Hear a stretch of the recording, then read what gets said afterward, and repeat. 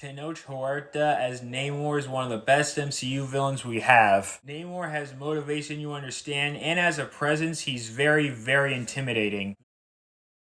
Wen Wu is one of the most sympathetic characters in the MCU. His dynamic with Shang-Chi is spot on. Tony Leung gives an amazing performance.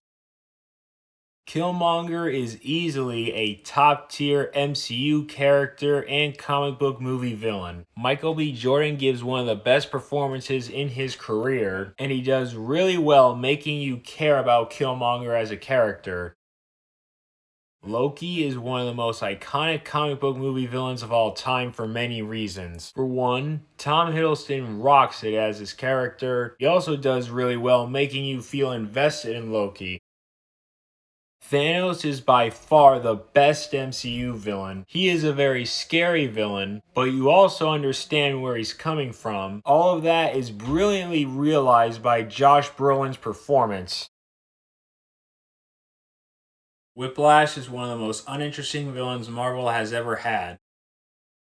Malekith is a very forgettable and bland villain.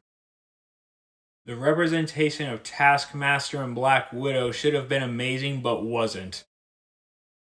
Dreykov is such a useless villain. Say what you will about the other villains below him, but at least they got in on the action. Dreykov doesn't do anything, he just stands around and makes threats.